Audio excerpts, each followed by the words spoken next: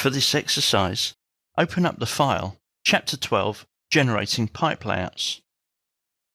Ensure that you have Level 1 piping plan open and that you zoom into the south side of the building. Let's start the exercise by generating a pipe layout for our domestic hot water.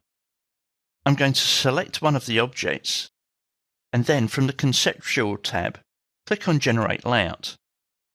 I'm going to select Level 1 South Domestic Hot Water and check some of the settings. I've got my domestic hot water. The main is running at 2750. Let's just push that up to 3 meters. And the same with the branch. And check out our solutions.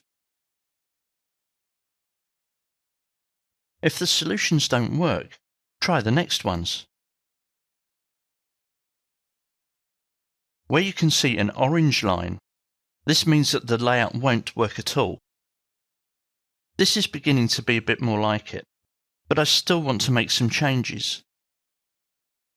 So let's edit the layout and select one of the lines.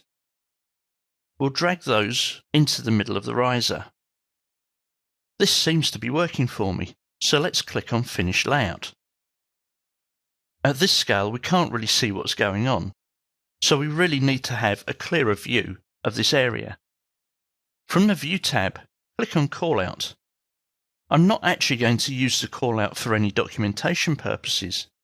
I'm going to use it to view the 3D model in more detail.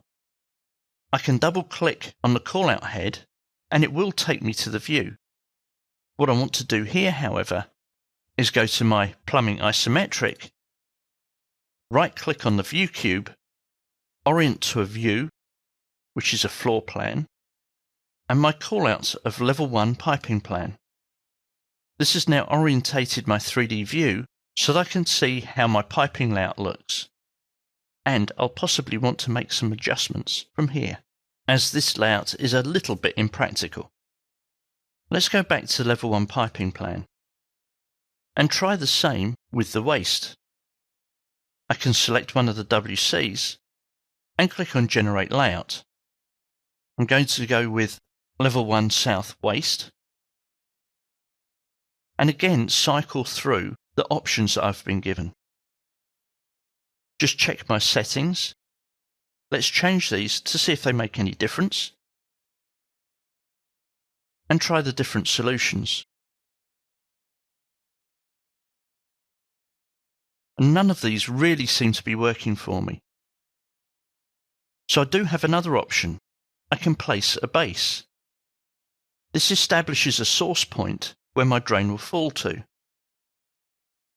Let's put that at the same level as the other pipes and go back to the solutions and see whether this has helped.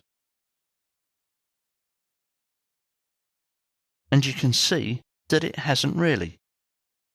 Here we've got a layout that may work, but we've got some options with these yellow lines. Let's just modify that base and go back to the solutions. Here we may get something that actually works, except I can see a problem here. If I click on Finish Layout, Revit will give me a layout, or it might not. The problem here is I'm trying to be too complex.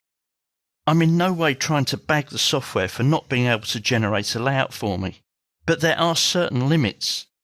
So really the message here is, by all means use the Generate Layout tool, as long as it's not going to take you longer than putting it in by hand.